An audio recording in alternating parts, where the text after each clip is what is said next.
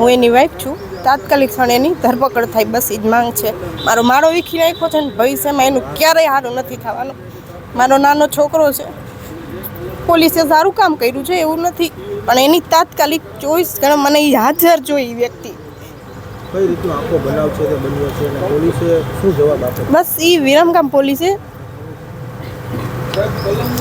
વારંવાર આ રીતના ધમકી આપી, પૈસાની માંગ કરી, પણ એની કેપેસિટી નહોતી તો એ ક્યાંથી આપી શકે?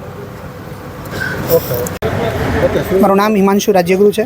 સંયુક્ત નૈતિક માનવ અધિકાર સમિતિમાં બેન અલ્પાબેન જે છે કે જેમના પતિનું હાલ રોજ આપઘાત કરવાથી અવસાન થયેલું છે, એ બેનની વતી અમે રાજકોટ ગ્રામ્ય એસપી સાહેબ છે તેમને નિવેદન આપવા આવ્યા છીએ કે સાહેબ, આ જે ત્રાહિત વ્યક્તિ હતા કે જેમનું મૃત્યુ થયેલું છે, બરાબર છે, એમને વહેલી તકે ન્યાય મળે. તેમના જે આપઘાત થયેલો છે એ આપઘાત થયેલો છે તેમની પાછળ કે જે વિરમગામ ગ્રામ્ય પીએસઆઈ હિતેન્દ્ર પટેલ જે છે તેમની વહેલામાં વહેલી તકે ધરપકડ થાય. અત્યાર સુધીમાં સરકાર અને પોલીસ જે પ્રશાસન છે તેમના દ્વારા ખૂબ જ સારી અને સરાહનીય કામગીરી થયેલી છે.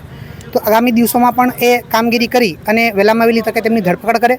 સાથે બીજી અમારી અપેક્ષાઓ એ છે કે એમાં જે પ્રોહિબિશન ખંડણીની જે કલમો છે એ 383, 386 અને 506(2) કલમ એમાં એફઆઈઆરમાં ઉમેરાય એવી પણ અમારી માંગ છે.